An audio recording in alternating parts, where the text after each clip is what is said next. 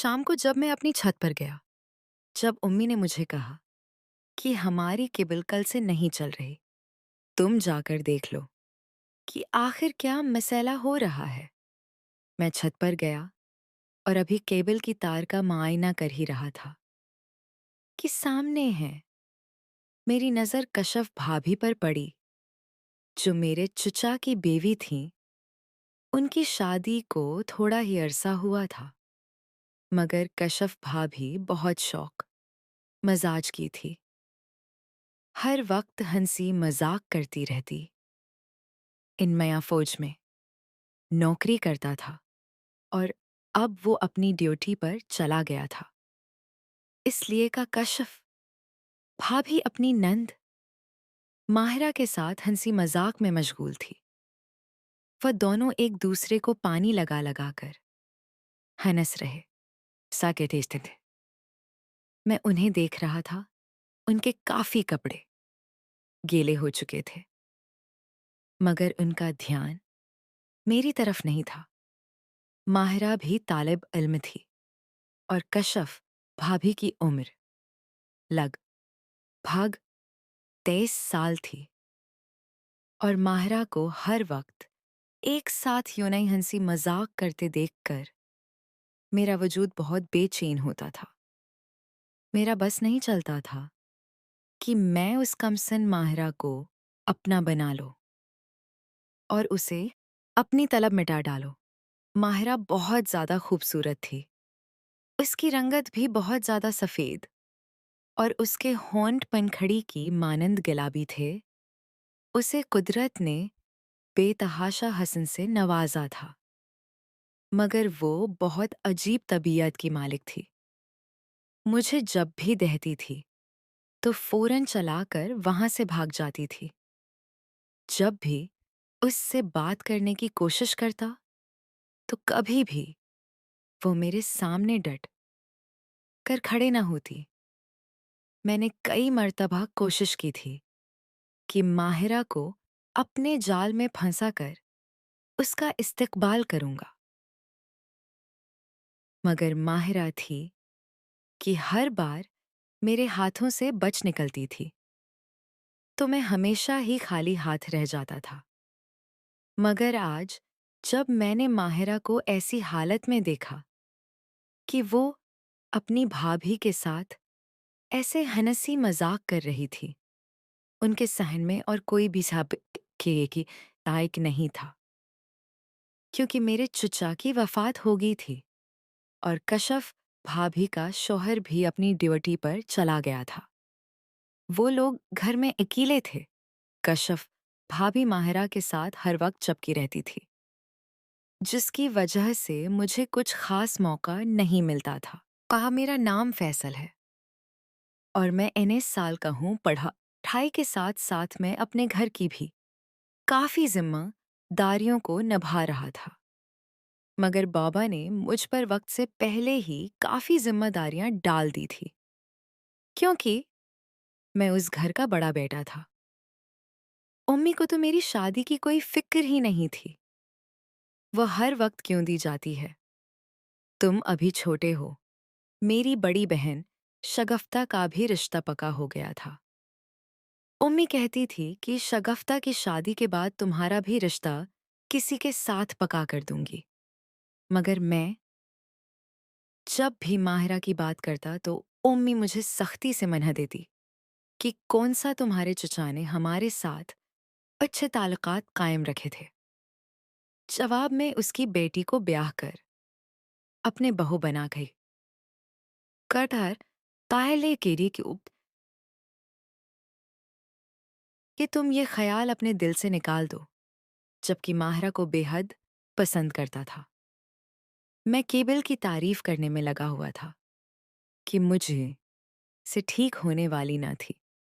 तभी मैंने केबल वाले को फोन करके घर बुला लिया और खुद लेने बाहर चला गया। मुझे बाजार में सलवर बालसिर करवाने थे, इसलिए क्या मैं वहीं बैठ गया और मेरे जहन से ये ख्याल ही नहीं निकल रहा था कि मैंने केबल वाले को फोन किया था और वो घर आ चुका होगा। काफ़ी देर बाद जब मैं वापस आया, तो उम्मी से कबल वाले का पूछा। मैंने कहा कि यहाँ पर तो कोई भी नहीं आया। अलबत्ता हम सायों की के दरवाजे पर बेल ज़रूरी थी। मैं जल्दी कहा गया था कि बच्ची से पूछ सकूं कि गलती से की बुला, यहाँ तो नहीं आ गया। मगर मैंने देखा कि दरवाज़ा खुला हुआ था और मैं अंदर दाखिल हो गया। घर में चार सौ फैली हुई थी। यूं मालूम हो रहा था जैसे घर में कोई भी की भी नहीं है। फिर मैं अंदर आया तो देखा तो गाय और मेरा घर में नहीं थी, जबकि कुछ भाभी के कमरे का दरवाज़ा थोड़ा सा खुला हुआ था। मेरे आहिस्ता से एक आंख थे आई से झांक कर काशफ भाई के कमरे में देखा तो मेरे पैरों तिले से जमीन निकल गई, क्योंकि केबल वाला लड़का काशफ भाभी के साथ ये क्या कर रहा था। मुझे अपनी आंखों पर यकीन नहीं आ रहा। क्या है था? काश भाभी बिल्कुल भी बेसुध होकर इतना ज्यादा सुकून के हासिल करके मुझे अपनी आंखों पर यकीन ही नहीं हो रहा था। ये सारा मंजर देखकर मेरा सिर चकरा कर रह गया था, मगर मैं अपने जज्बात पर काबू न रहा था। जब वह दोनों फारिग हो गए तो मैं साइड पर होकर चले कमरे में चला गया ताकि वो बलवारा मुझे ना देख सके। जब वो केबल वाला घर से बाहर चला गया तो मैं जल्दी से कुछ भाभी के कमरे में गया, तो अभी भी साथ इस बिस्तर पर पड़ी थीं, मगर उन्होंने दरवाज़ा बंद न किया था। शायद उनको यकीन था कि घर में इस वक्त कोई भी नहीं है, क्योंकि माहिरा और छट्टी साहब किसी काम से बाहर गई हुई थी। वो मुझे देखकर बहुत ज्यादा घबरा गई और मुझे डालना शुरू कर दिया। यहाँ से चले जाओ, मैंने खींचकर उनका कंबल उतारा और जल्दी से उनके साथ शुरू हो गया, क्योंकि मैंने जब से इन दोनों को ये सब करते हुए देखा था तो मुझसे कंट्रोल नहीं हो रहा था। काश वो भी इतनी ज्यादा इंदर से खूबसूरत होगी, मैं सोच भी नहीं सकता था। यूं तो उनके नींद नक्श भी काफी मासूम थे, मगर कि ये नजारा तो देखने लायक था। फिर मैं ये सब करते हुए उन्हें कह रहा था कि काश भाभी गबर वाले से करवाने की क्या जरूरत थी।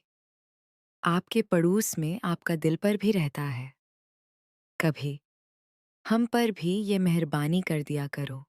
और मजबूरी थी, और उसने अब बस कर मुझे पकड़ लिया था और मुझे खूब लुत्फ महसूस करवा रही थी, ताकि मैं अपना मना बंद रखूं।